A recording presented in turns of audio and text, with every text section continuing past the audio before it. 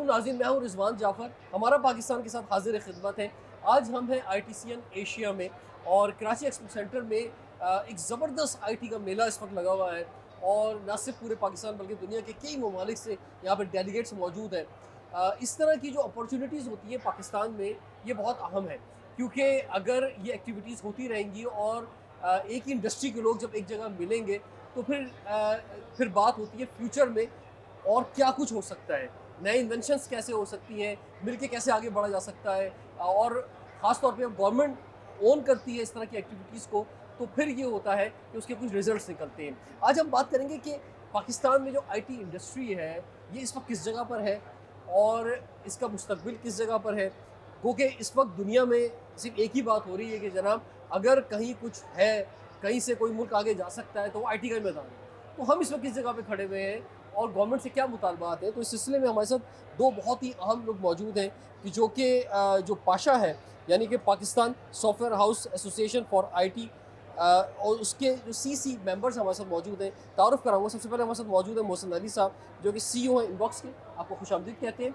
और इसी तरह एक और CC मेंबर जनाब मुदस्सिर मलिक साहब मौजूद हैं, आप CEO हैं AG टेक की, आपको भी वेलकम कहते हैं।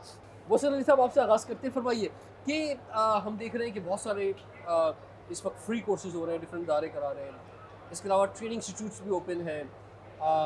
अब ये जो फ्री कोर्सेज हो रहे हैं उसका एक बेनिफिट ये है कि चलो एक इंट्रोडक्शन मिल रहा है नौजवानों को करना क्या है। इस वक्त क्योंकि पाकिस्तान में एक मायूसी है, फाइनेंशियल क्राइसिस है, हम बहुत ज़्यादा नौजवानों से मिलते हैं, यूनिवर्सिटीज़ में जाते हैं, तो IT के शोबे में ही जो है वो नौजवान सोचते हैं कुछ कर सकते हैं।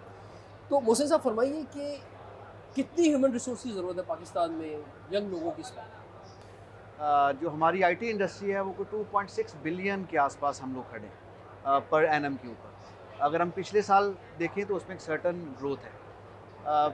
Textile use to be the biggest industry in Pakistan, still it is right, लेकिन उनकी ईयर टू ईयर ग्रोथ देखें तो स्टैगनेंट है राइट। अगर सेकंड नंबर के ऊपर देखें तो IT industry is the second largest industry और पिछले 4-5 साल में हम इस पॉइंट के ऊपर पहुँचे हैं।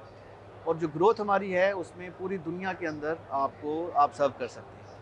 हमारा जो बेनिफिट क्या है, हमें किसी किस्म का कोई रॉ मटेरियल नहीं चाहिए। टेक्सटाइल को अपने फिनिश प्रोडक्ट बनाने के लिए बहुत कुछ इंपोर्ट करना पड़ता है और फिर वो एक्सपोर्ट में जाते हैं। हमें क्या चीज़ चाहिए? Raw material in terms of ये तो चाहिए ना कि हम सॉफ्टवेयर नहीं बना रहे, जी, हम सॉफ्टवेयर बाहर का यूज़ कर रहे हैं। मैं उसी पे आ रहा था। हमारा रॉ मटेरियल क्या है? हमारा raw material is the resource. वो स्टूडेंट है, वो बच्चा है जो पढ़ लिख के आ जाता है, वो हमारा मटेरियल, से हमें कोई इंपोर्ट नहीं करना। वो जितना ज़्यादा होगा उतनी ज़्यादा हमें बेनिफिट होगा, उतनी हमारी एक्सपोर्ट बढ़ेगी। ठीक है, यही सवाल मुदस्सिर साहब आपसे भी जी। फरमाइए जनाब, कितना नौजवानों की ह्यूमन रिसोर्स की ज़रूरत है? जो फिगर्स हैं वो तो सुन के हम वैसे ही हैरान हो जाते हैं। ग्लोबल मार्केट के अंदर इस टाइम 1 मिलियन सॉफ्टवेयर इंजीनियर्स का शॉर्टेज है under the cyber security Avenue. और ये मैं सिर्फ एक ट्रैक की बात कर रहा हूँ। सिर्फ लाहौर के हब को देखें तो हमें इस टाइम पे 5 से 6 हज़ार मीन स्टैक और मर्ज स्टैक के एक स्टैंडर्ड डेवलपर्स चाहिए। ठीक है, सो नंबर्स आर वेरी हाई। तो यानी इसका मतलब ये हुआ, वो जो बात कही जाती थी कि जनाब जैसे जैसे IT बढ़ेगा तो मैन पावर रिड्यूस कर देगा, यानी रोबोट्स ले लेंगे, मशीन्स ले लेंगी, जी। सॉफ्टवेयर जगह ले लेंगे इंसानों की, तो ऐसी बात नहीं है, अब क्यों नहीं है? बिल्कुल है। इस चीज़ से मैं इसमें बिल्कुल इस चीज़ से वो कतई नज़र नहीं हो सकते हम कि यार ये ऐसा नहीं हो सकता, लेकिन वो भी बनाने के लिए तो रिसोर्सेज चाहिए। हाँ। वो चाहे हार्डवेयर की फॉर्म में है, चाहे सॉफ्टवेयर की फॉर्म में है, उस सब के लिए आपको एक नेक्स्ट लेवल के ऊपर एक नई डेफिनेशन चाहिए होती है कि देयर इज यानी वन ग्राउंड वर्क। आपका जो लेबर फोर्स पहले थी, हो सकता है शायद उसकी ज़रूरत ना हो, अब स्किलफुल लोगों की ज़रूरत है। ऑलवेज चाहे रिक्वायर्ड। वो हमेशा से रही है, देखिए, always लेकिन required। लेकिन अब जो पहले जो काम चल जाता था, पहले किसी तरह भी लोग काम चला लेते थे, अब नहीं चलेगा। अब लोगों को नए एवेन्यूज़ की तरफ आना पड़ेगा, ऐसे ही मोहसिन साहब? लेकिन ये दो तरह की स्किल्ड लेबर होती है, blue collar and white collar. Blue collar से हम कन्वर्ट हो रहे हैं टूवर्ड्स वाइट कॉलर। पाकिस्तान ने पूरी दुनिया में वाइट कॉलर, आपके पास ड्राइवर्स, आपके पास labour is everywhere, specially GCC countries. अभी हम कोशिश कर रहे हैं जो वाइट कॉलर है, उस तरफ हमारे ज़्यादा लोग हैं, जो स्किल्ड लेबर है वो हमारे पास ज़्यादा हो। क्वांटिटी को भी बढ़ाएं, लेकिन क्वांटिटी के साथ साथ क्वालिटी को कंप्रोमाइज़ ना करें। कल मिनिस्टर साहब ने $10 बिलियन की बात की कि हमें अगले 3 सालों में $10 बिलियन तक पहुँचना है। तो हमें 5-6 लाख रिसोर्सेज चाहिए होंगे, स्टूडेंट्स ग्रेजुएट करके उनकी स्किल को इन्हेंस करके हमें इस इंडस्ट्री में ऐड करना होगा। उसके साथ साथ हमें यील्ड बढ़ानी होगी। आज अगर हमारी यील्ड एवरेज लेट्स से $5,000 है, उसे हमें डबल करना है, 2x करना है, 3x करना अच्छा, है। इसमें एक और मुझे थोड़ा सा मालूमात में इजाफा करें। बहुत सारे लोगों का सवाल होता है कि भाई आपको जो ह्यूमन रिसोर्स चाहिए तो आपको डिग्री याफ्ता लोग चाहिए या स्किल याफ्ता लोग चाहिए? देखें, दुनिया कन्वर्ट हो रही है from degree to skilled, right? नहीं, यानी अगर एक बच्चा उसने खाली मैट्रिक किया है या स्कूल लेवल पे पढ़ा है तो वो भी इसमें आ सकता है इस तरफ? देखिए, आ सकता है बट एक सर्टन लेवल तक जा सकता ठीक। है, एक सर्टन लेवल से ऊपर नहीं जा सकता। आपको बेसिक कोडिंग चाहिए, आपको मैथ्स का आइडिया चाहिए। अगर आप नेटवर्क में जा रहे हैं तो नेटवर्किंग के कॉन्सेप्ट यानी होने ज़्यादा चाहिए। बेहतर और आइडियल कंडीशन ये है कि आप प्रॉपर जिस तरह से एजुकेशन हासिल करते हैं थोड़ा सब्र का मुजाहरा करें, क्योंकि हम देखते हैं कि नौजवानों में अर्ली अर्निंग का भी एक कॉन्सेप्ट आ गया है ना कि जनाब मैं आईटी के ज़रिए कुछ बहुत जल्दी कुछ कमाने लग जाऊँ। तो थोड़ा सब्र करें, अपना बैचलर्स करें। हाँ, आईटी में आप बैचलर कर लें, उसके बाद फिर आगे आप मैदान में आए। जी, बैचलर इज़ इम्पॉर्टेंट। अभी हमारी HEC से बात हो रही है और अच्छी बात है कि प्रोग्राम उन्होंने अप्रूव कर दिया है कि जो आपका जो 4 साल का जो ग्रेजुएशन थी, उसको 2 साल का ग्रेजुएशन प्रोग्राम भी लॉन्च करने जा रहे हैं, which will help us to fill this gap. ठीक है, आप भी ये समझते हैं सर कि किस लेवल का आपको बच्चा चाहिए? देखिए, जब आप स्किल्ड की बात करते हैं ना और उसके एकेडमिक्स को आप इन्वॉल्व करते हैं, तो स्किल और एकेडमिक्स दो लाजिम व मलजूम चीज़ें हैं। आप जब यूनिवर्सिटी, एक बच्चा कॉलेज स्कूल से कॉलेज में आता है, उसका होराइज़न बड़ा डिफरेंट हो जाता है। जब वो कॉलेज से यूनिवर्सिटी में जाता है ना, तो उसका होराइज़न बहुत डिफरेंट आ रहा होता है। उसको को एजुकेशन में जा रहा है, अगर उससे पहले वो नहीं था, वो अपने टीचर से कैसे कोलैबोरेट कर रहा है, मुख्तलिफ सोसाइटीज़ का पार्ट बनता है, उसको मैनेजमेंट स्किल्स आती हैं, उसकी टीम कैपेबिलिटीज़ इन्हांस हो रही होती हैं। So that one part of academia is very important. Very important. बिल्कुल, आपकी नॉलेज अगर नहीं होगी, आपने वो टाइम नहीं लगाया होगा किसी तालीमी इदारे में, तो वो आप फिर वैसे रिजल्ट नहीं पा सकते। अच्छा, वेरी क्विक, मुझे और सब्जेक्ट्स की तरफ भी जाना है, लेकिन इसको मैं ज़रा जी। क्लोज करता हूँ। मुझे ये फरमा दें कि जनाब आप डॉक्टर भी आईटी में आ रहे हैं, इंजीनियर भी जो कि टेक्निकल साइट्स पे थे वो भी आईटी में आ रहे हैं। अब जो है वो किसी भी फील्ड के अंदर कोई आदमी है, वो कह रहा है यार मुझे उधर पैसे नहीं मिलेंगे, मुझे इधर मिलेंगे, मैं इनको कन्वर्ट करूँ। तो ये तो हमारा एक बहुत बड़ा ज़िया भी है कि उधर हमारी यूनिवर्सिटीज़ पढ़ा रही हैं लोगों को और लोग कन्वर्ट हो रहे हैं आईटी के अंदर। ये क्या बात है? नहीं, ये तो बड़ी अच्छी बात है। देखें, अच्छा। अब मैं एज अ सॉफ्टवेयर इंजीनियर शायद मेडिसिन को उतना अच्छा नहीं समझता, या उन पर्टिकुलर नहीं, ऑपरेशंस एक या बंदे, उन एक बंदा डॉक्टर बन गया, एमबीबीएस हाँ। कर लिया उसने, वो फिर भी एमबीबीएस छोड़ के आईटी में आ रहा है। कोई मजाक नहीं है। देखिए, at the end of the day you have to feed your family हाँ। And you to make sure कि या इसको इस यू तरह भी हम प्रोवाइड इसका फॉर द कह सकते फैमिली। हैं कि हमें शायद इस तरफ सोचना पड़ेगा कि आईटी हर फील्ड के अंदर है। यानी मिसाल के तौर पे अगर आपको आईटी में भी जाना है तो with the reference of your profession आप उसको ज्वाइन करें। इसको मैं आई थिंक, देखिए, IT अभी एक स्पेसिफिक एरिया तक महदूद नहीं रही। हाँ। जी। अभी हम उसमें एग्री टेक जो कि एग्रीकल्चर को देख रहा है, हेल्थ टेक जो कि हेल्थ को देख रहा है, मेड टेक जो कि मेडिसिन को देख रहा है, हर एरिया के अंदर टेक ऐड हो गया है। बिल्कुल। फिनटेक, फाइनेंस की हम बात कर रहे हैं। So every area has its own domain जहाँ पे टेक्नोलॉजी की सिनर्जी हो रही है। ज़रूरी है। ठीक है जी, चले जी, ये हमने आज फर्स्ट सेशन में मैं समझता हूँ बड़ा ज़बरदस्त रहा। आपकी जो नॉलेज आपने दी खासतौर पे नौजवानों के लिए कि भाई आप अगर आईटी की फील्ड में आ रहे हैं तो किस तरह से आएँ और अपनी एक रेगुलर एजुकेशन जो है जारी रखें। और अगर आपने किसी और फील्ड के अंदर भी है तो आईटी हर फील्ड के अंदर है आप। और दूसरी बात ये है कि बुनियादी तौर पे आईटी एक बहुत बड़ा सब्जेक्ट है, आर्टिफिशियल इंटेलिजेंस एक बहुत बड़ा सब्जेक्ट है। उसमें आपने देखना होगा कि आपका इंटरेस्ट कहाँ पर है, आपकी स्किल बेहतर कहाँ पे हो सकती है और आप जो है उसकी टॉप पर किस शोबे में जा सकते हैं। तो आपको एक फाइनलाइज, एक स्पेसिफिक एरिया लेना होगा, उसमें अपनी स्किल बढ़ानी होगी, ट्रेनिंग्स लेनी होगी। और जब वक्त के साथ साथ आप काम करते रहेंगे तो दुनिया के दरवाजे आपके लिए खुले हुए हैं और टॉप लेवल पे आप जा सकते हैं। Absolutely. तो टाइम एक ब्रेक का हो रहा है। ब्रेक के बाद हम देखेंगे कि जो एक आईटी वर्ल्ड है, इस वक्त भी हम आईटी वर्ल्ड में बैठे हुए हैं इस वक्त ITCN के अंदर। तो जनाब कौन क्या कर रहा है, वो क्या रहा है पाकिस्तान के अंदर, पाकिस्तानी कंपनीज क्या कर रही हैं, बाहर से क्या कोलैबोरेशंस हैं और हम इन कोलैबोरेशंस में क्या काम कर रहे हैं, क्या कर सकते हैं आगे। ब्रेक के बाद कंटिन्यू करते हैं, देखते रहिए प्रोग्राम हमारा पाकिस्तान।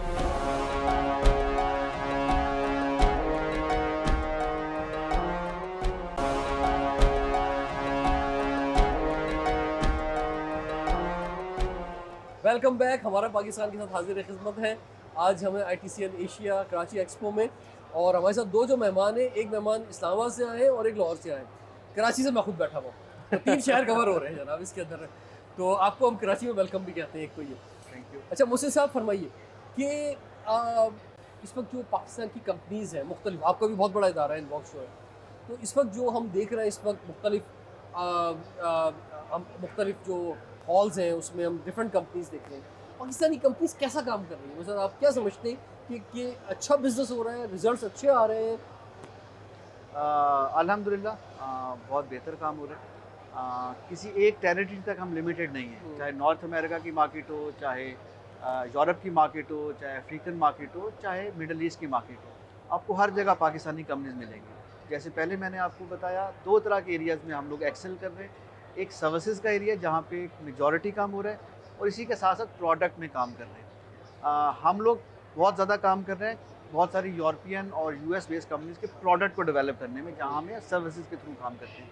तो दोनों एरियाज़ में काम हो रहा है, और बाय एवरी पासिंग डे चीज़ें बढ़ रही हैं। आप अगर सिलिकॉन वैली की बात करें, आप यूरोप की बात करें, हर मेजर ब्रांड में हम कोई ना कोई पाकिस्तानी कंपनी इंगेज है, किसी ना किसी तरह का काम कर रही है, और वो काम बढ़ता जा रहा है। द गुड पार्ट इज़ अभी पाकिस्तानी कंपनियों की जो प्रेजेंस है वो भी बढ़ रही है। ठीक है। System is one of the big name, जो कि आपको पूरी दुनिया में नज़र आ रहा है। हर साल वो कम से कम एक ऑफिस खोल रहे हैं। बहुत सारे और नाम हैं जो कि अपनी ग्रोथ के साथ, जैसे जैसे इंडस्ट्री ग्रो कर रही है, पाकिस्तानी कंपनीज भी ग्रो कर रही हैं। ठीक है जी, मतलब साहब ये सवाल आपसे, किस जगह पर है हमारी कंपनीज, आईटी कंपनीज जो है?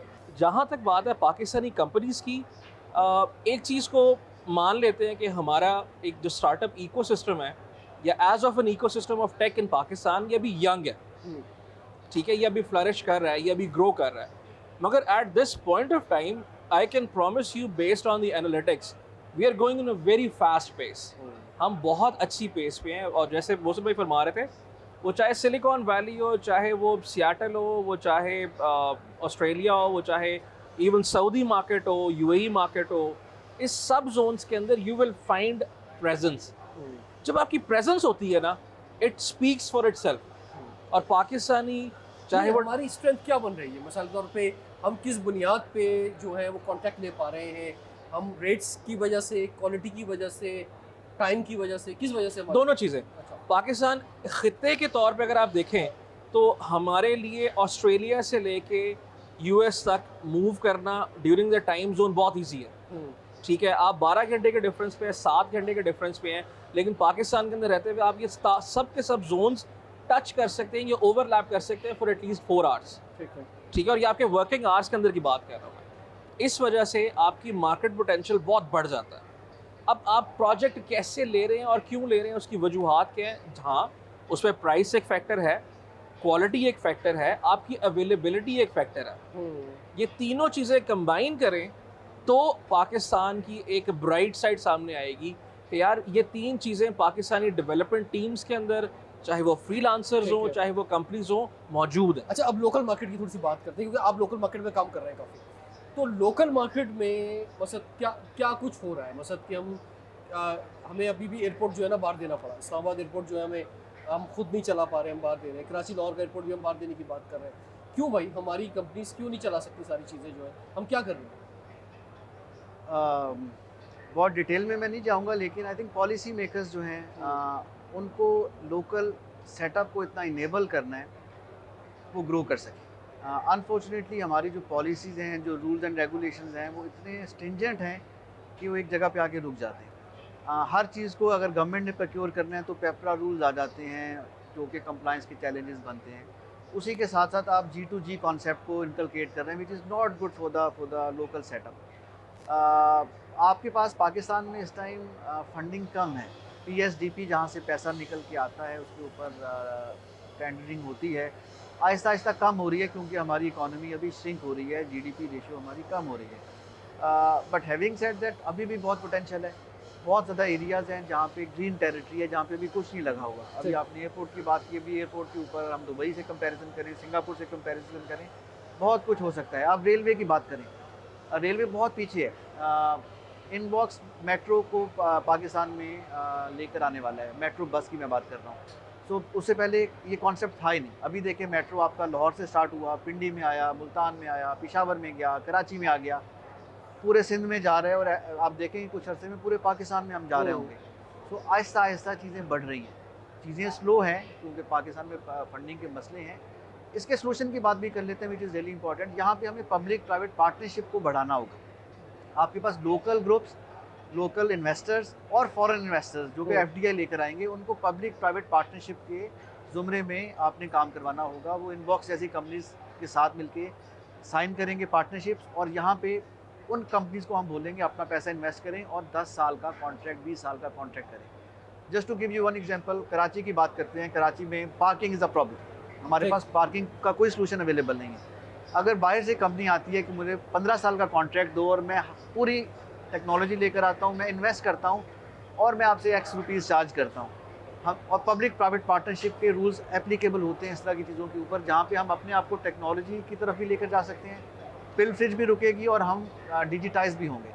तो digital transformation with the partnership is important. अच्छा, ये मतलब साहब यही सवाल मेरा आपसे भी, लेकिन थोड़ा सा मैं इसका एंगल चेंज करता हूँ। बात ये है कि हम जब आईटी की बात करते हैं ना, हम आके यहाँ रुक जाते हैं कि जनाब बाहर से कॉन्ट्रैक्ट चाहिए। ठीक है, माना कि यही एक बड़ा बिजनेस का है और ये बहुत अच्छा मॉडल है कि डॉलर आएगा पाकिस्तान में तो पाकिस्तान की इकॉनमी बेहतर होगी। लेकिन पाकिस्तान दुनिया का 5वां बड़ा मुल्क है सर, ये भी कोई छोटी मार्केट नहीं है। तो यहाँ के लिए हम क्या करें? देखिए, दोनों काम हो रहे हैं। मैं इस चीज़ पर थोड़ी रोशनी डाल देते हैं कि ऐसा नहीं है कि पाकिस्तान के अंदर हम पाकिस्तानी कंपनीज़ को सर्विस नहीं कर रहे। ठीक है, इनबॉक्स जैसे ग्रुप, इवन सिस्टम जैसे ग्रुप, ये वो भी हैं जो पाकिस्तान को विद इन पाकिस्तान सर्विस कर रही हैं। मगर ऑब्वियसली दो अलग अलग डायनामिक्स में देखना पड़ेगा हमें कि अगर एक पब्लिक प्राइवेट पार्टनरशिप के प्रोग्राम के अंदर कुछ होता है तो उसके डायनामिक्स डिफरेंट है। लेकिन जिस चीज़ को शायद हम थोड़ा सा पुश बैक करवाना चाहेंगे वो ये होगी कि गवर्नमेंट नॉट गेटिंग एंगेज्ड, कि वो खुद उन चीज़ों को डेवलप करना शुरू कर। ठीक है, ये एक इंपॉर्टेंट एलिमेंट होता है क्योंकि दिस इज अभी हो क्या रहा है वैसे? अभी दोनों एलिमेंट्स हैं, let's be very fair on that. अभी दोनों एलिमेंट्स हैं, but as an association Pasha we are always of an opinion कि let the local companies get the business और उनको डिलीवर करने दें। अच्छा, लोकल जो कंपनीज हैं उनके पास इन्वेस्टमेंट है? फिर हमारे पास पाकिस्तान में इतने इन्वेस्टर हैं या हमें फॉरेन इन्वेस्टमेंट की ज़रूरत है कि हम बड़े प्रोजेक्ट्स कर सकें? दोनों चीज़ें हैं। अच्छा, अगर आप कॉन्फिडेंस बिल्ड कर देते हैं तो yes you will get foreign investment as well, लेकिन लोकली अवेलेबल इन्वेस्टमेंट के साथ भी at least you can go for the initial stages. Hasan साहब आप क्या कहेंगे? दो चीज़ें हैं जी। लोकल सेटअप को ग्रो करने के लिए आपको हमेशा कुछ पॉलिसीज़, रूल्स एंड रेगुलेशन रखने पड़ते हैं और फिर उसकी कंटिन्यूटी चाहिए होती है। पाकिस्तान में आईपी लॉज अभी भी इतने स्ट्रॉन्ग नहीं हैं, डाटा सिक्योरिटी के लॉज इतने स्ट्रॉन्ग नहीं हैं। ये हुकूमत के मुतालबे हो गए, आप जो मुतालबे करने जा रहे हैं, तो यही बहुत अहम बात है कि देखिए गवर्नमेंट इस वक्त बहुत मुश्किल के अंदर है और क्राइसिस जो है हमारा बढ़ता जा रहा है। हमें सोचना ये होगा कि वो कौन कौन से एरियाज़ हैं जहाँ जो हमें हेल्प कर सकते हैं इस क्राइसिस से निकालने में। एग्रीकल्चर पे भी फोकस हुआ है, बहुत पहले होना चाहिए था, हम एक एग्रीकल्चर कंट्री है असल में, लेकिन चले हो गया, कोई बात नहीं, अच्छी बात है। इसी तरह से आईटी जो है वो बस ये एक वाहिद रास्ता है एग्रीकल्चर के साथ साथ कि जो हमें इस क्राइसिस से निकाल सकता है। तो इसमें तो गवर्नमेंट पॉलिसीज़ बहुत फ्रेंडली होनी चाहिए। तो हमारे साथ जो इस वक्त लीडर्स मौजूद हैं आईटी इंडस्ट्री के, इनसे हम जानेंगे ब्रेक के बाद कि क्या गवर्नमेंट की क्या हेल्प कर सकते हैं ये और क्या मुतालबे इनके गवर्नमेंट के लिए। ब्रेक के बाद कंटिन्यू करते हैं, देखते हैं प्रोग्राम हमारा पाकिस्तान।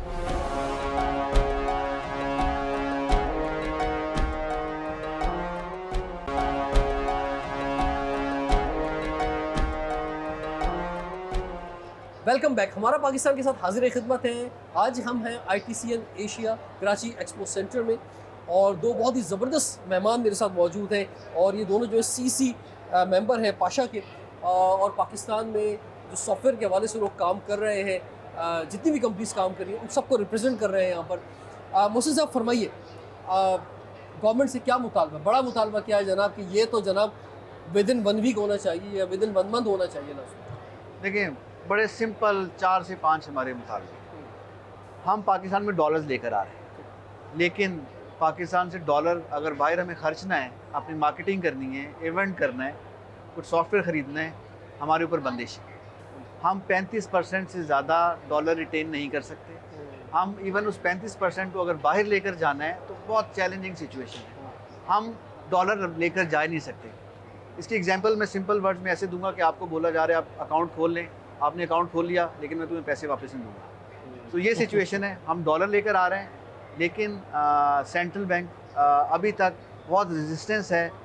हम उन्हें बता रहे हैं कि हम मार्केटिंग के लिए और डॉलर लाने के लिए जो काम करना चाह रहे हैं उसके अंदर हमें नहीं, हेल्प ये किया बात जाए। समझ में नहीं आ रहा, पिछले एक साल से बहुत ज़्यादा मैं सुन रहा हूँ ये बात, लेकिन क्यों समझ में नहीं आ रहा, गवर्नमेंट को क्यों नहीं समझ में आ रहा? मतलब गवर्नमेंट डर रही है कि कहीं वो जो आप डॉलर आ रहे हैं वो डॉलर कहीं बाहर शिफ्ट ना हो जाए, या पाकिस्तान में मतलब किसी तरह भी डॉलर रोक लो, आ जाए तो बाहर ना जा सके, सिर्फ यही एक रीज़न है? देखें जी, थोड़ा ना डिफरेंस करना पड़ेगा, ये गेम है माइंडसेट का। आईटी में कोई चीज़ आ नहीं रही, आईटी में कोई चीज़ बन नहीं रही टेंजिबली, इनटेंजिबल हम काम कर रहे हैं। हमारे ब्यूरोक्रेसी, हमारे डिसीजन मेकर्स इसको कंपेयर करते हैं with the textile, with the tannery, with the other manufacturing. हम तो कोई चीज़ मैन्युफैक्चर नहीं कर रहे हैं, हम एक सर्विसेज डिलीवर कर रहे हैं। वो कहते हैं जी अगर हम आपको बेनिफिट देंगे, हमें टेक्सटाइल को भी बेनिफिट देना पड़ेगा, हमें टेनरी को भी बेनिफिट देना पड़ेगा। हम कहते हैं भाई देखो, उन्हें एक्सपोर्ट बढ़ाने के लिए डॉलर खर्चने पड़ेंगे, हमें डॉलर खर्चने नहीं पड़ेंगे। हमें अपनी ग्रोथ बढ़ाने के लिए अगर हम सऊदीया में जाके एक इवेंट करना चाह रहे हैं, एक ITCN एशिया का इवेंट हमें करना है जाके सऊदीया में, तो उसका खर्चा तो चाहिए होगा, उसके लिए हमें डॉलर चाहिए होंगे वहाँ पे, हमें अप्रूवल्स नहीं मिलते। जो कंपैरिजन है, गवर्नमेंट उसको रेगुलेट कर रही है, आईटी को रेगुलेट नहीं करना चाहिए, फैसिलिटेट करना चाहिए। ठीक है। सो गवर्नमेंट को, ब्यूरोक्रेट्स को, इंटायर सेटअप को, पॉलिसी मेकर्स को रेगुलेशन मोड से निकल के फैसिलिटेशन मोड में आना होगा। हम देखें दुनिया में क्या हो रहा है, आप आयरलैंड की एग्जांपल देखें, आप सिंगापुर की एग्जांपल देखें। Ireland is a software hub, Microsoft, Facebook, jazz, Google, सब के रेमिटेंसेस वहाँ पे जा रहे हैं। हम क्या कर रहे हैं, हमारी कंपनी जाती है सऊदीया में, US में, दुबई में, वहीं पे अकाउंट खोल के वहीं पे काम कर रही है, पैसा पाकिस्तान नहीं आ रहा। क्यों नहीं आ रहा? क्योंकि डर है पैसा वापस लेके नहीं जा सकूंगा जब ज़रूरत होगी। टैक्स की प्रॉब्लम है हमारे ऊपर। बिल्कुल समझना पड़ेगा हुकूमत को, इसके बगैर कोई रास्ता नहीं है। पिछले अच्छा सर, ये बताइए कि जो इंस्टीट्यूशंस हैं, अब बात ये है कि किस पार्टी की सियासी जमात की हुकूमत है, आईटी के शोबे में इससे कंसर्न होना नहीं चाहिए। वैसे तो किसी शोबे में नहीं होना चाहिए, हमारा हर शोबे के अंदर इंस्टीट्यूशन स्ट्रॉन्ग होने चाहिए, उनके हेड्स मेरिट पे होने चाहिए, उनकी पॉलिसीज़ लॉन्ग टर्म बननी चाहिए, और इससे कोई फ़र्क नहीं पड़ना चाहिए जनाब कौन वज़ीर आज़म है, कौन प्रेसिडेंट है। तो जब ही ये इंडस्ट्री चल पाएगी। अगर ये ख्वाहिशात पर या पार्टी पॉलिसीज़ पर या करप्शन पर या पसंद नापसंद पे अगर ये इंडस्ट्रीज चलेंगी तो हम कभी आगे नहीं बढ़ पाएंगे। देखें, बड़ी अच्छी बात की, इसको मैं रीफ्रेज करूँगा कि हमें कंटिन्यूटी चाहिए ऑफ द पॉलिसीज। हम जो काम आज कर रहे हैं, we should have a vision to see beyond. 10 साल का, 15 साल का प्लान चाहिए, फिर उसको कंटिन्यूटी चाहिए। लोग आते जाते रहेंगे, लोगों से फ़र्क नहीं पड़ना चाहिए, कंटिन्यूटी शुड बी इम्पॉर्टेंट। ठीक है सर, आप फरमाएं क्या मुतालबा है हुकूमत से? पाकिस्तान को ब्रांड करें। आपके पास सफारतकार हैं, आपके पास सफारत खाने हैं, आपके पास लोग हैं।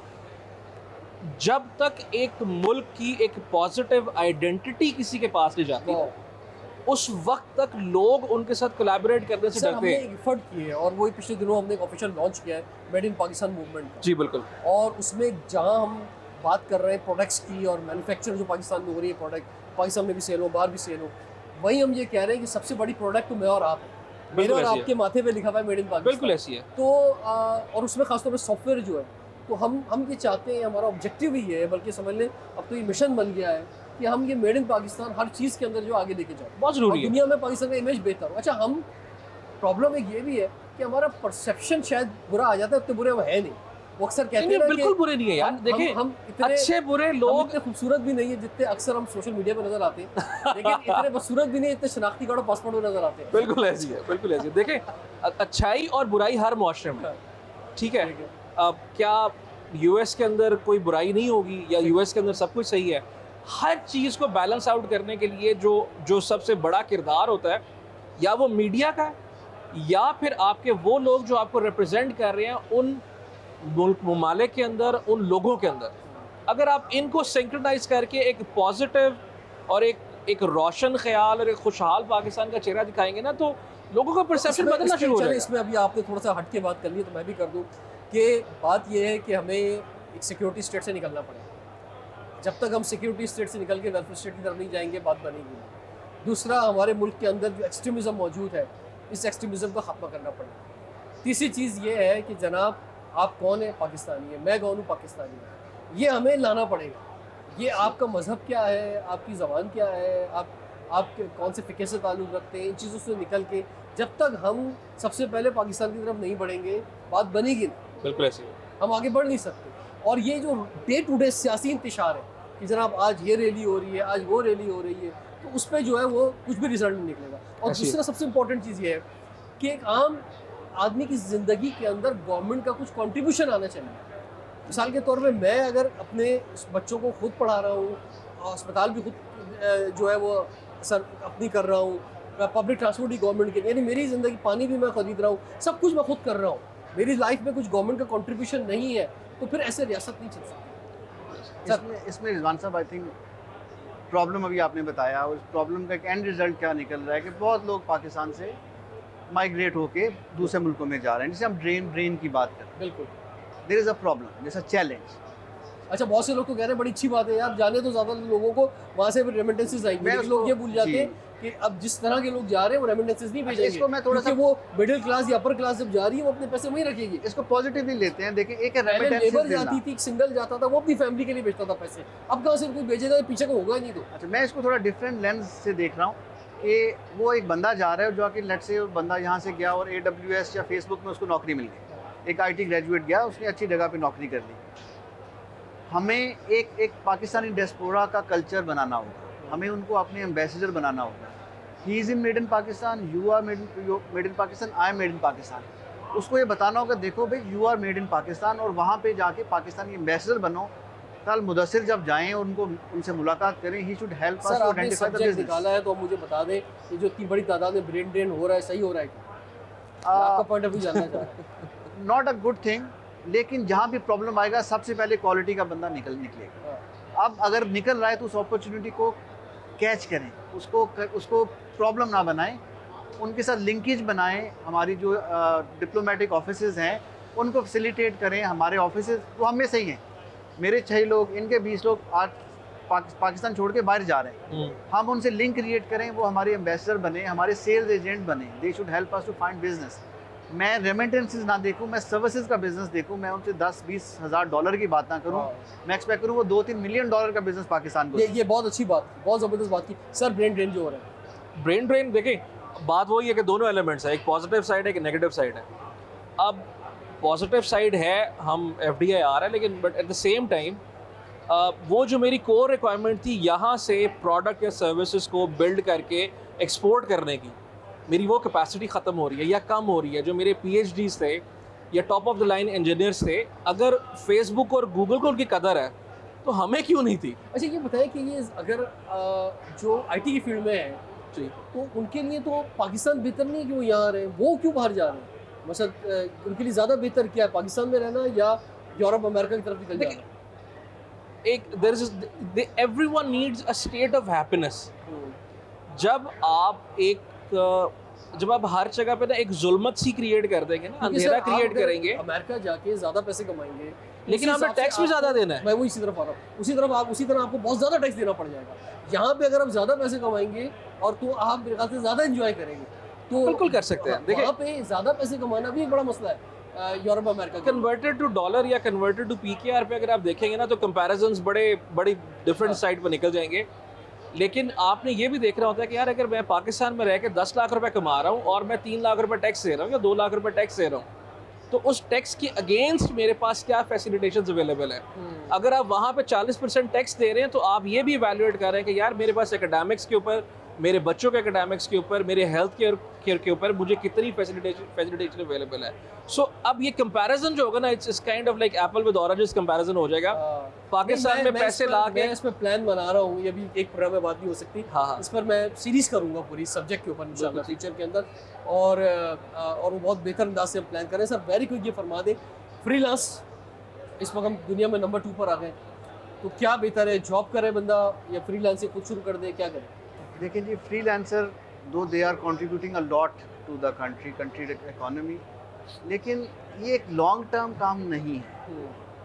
हमेशा से आपकी इंडस्ट्री ग्रो करती है, इंडिविजुअल्स ग्रो नहीं करते। अभी तो हम उनको फैसिलिटेट कर रहे हैं, बट अगर मैं इसको प्रॉब्लम के एंगल से देखूं, एक बच्चा जो मेरे पास काम कर रहा है उसको मैं 5 लाख रुपए दे रहा हूँ, which is a good salary. जब फ्रीलांसिंग करता है तो वो $5,000 कमा रहा है, उसके ऊपर टैक्स भी नहीं है और वो घर बैठा है, पैसे अच्छे कमा रहा है, लेकिन उसको ग्रूमिंग उसकी नहीं हो रही, टीम वर्क वहाँ पे अवेलेबल नहीं है, उसको इन्वायरमेंट नहीं मिल रहा जो 5,000 से 50,000 की सैलरी पे, $50,000 की सैलरी पे जा सके, राइट। बच्चा उधर का उधर ही रह जाएगा अगले 3-4 सालों में, पैसा अच्छा कमा लेगा, ऐसा शॉर्ट टर्म थिंग। हमें एक यानी कल्चर आप समझते इनकलकेट हैं करना encourage भी करना चाहिए freelancing? इनकरेज करना चाहिए, हाँ। एक जर्नी होनी चाहिए। ठीक है, हमारे जो फ्रीलांसर हैं वो स्टार्टअप में कन्वर्ट हों, स्टार्टअप एसएमईज में कन्वर्ट हों, एसएमई ठीक है, मिड साइज बहुत में ज़बरदस्त। मिड साइज एंटरप्राइज में एंटरप्राइज यूनिकॉर्न बने। पाकिस्तान में एक भी यूनिकॉर्न नहीं बना सके अभी तक हम। There is a problem.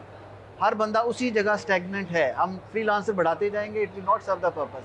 Journey एक होनी चाहिए, जर्नी में आप जाएंगे सब ग्रो करेंगे। बहुत बहुत शुक्रिया मोहसिन अली साहब और मुदस्सिर मलिक साहब। मैं सबसे पहले तो आपको कराची में खुश आमदीद, थैंक यू। और दूसरा ये कि अभी भी मेरे पास सवालात रह गए बहुत सारे, लेकिन आपने जितनी बात हुई बहुत ज़बरदस्त इन्फॉर्मेशन हमारे व्यूअर्स तक पहुँचाई है। आप दोनों को बहुत बहुत शुक्रिया। नाज़रीन, यही एक रास्ता है बस आईटी इंडस्ट्री का, आईटी फील्ड का, और इस पर हुकूमत को हंगामी बुनियादों पर एक्शन लेने चाहिए। और आज जो ख़ासतौर पर प्रोग्राम में मुतालबात हुए हैं वो मुतालबा सिर्फ आईटी इंडस्ट्री के लिए नहीं है, वो मुतालबा पाकिस्तान के लिए है। पाकिस्तान को अगर आगे बढ़ना है तो ये जो सॉफ्टवेयर हाउसेज हैं इनकी बात सुननी पड़ेगी, और यही हमारा मुस्तकबिल है, यही हमारे नौजवानों का मुस्तकबिल है जो इतनी बड़ी यूथ बल्ज की बात करते हैं।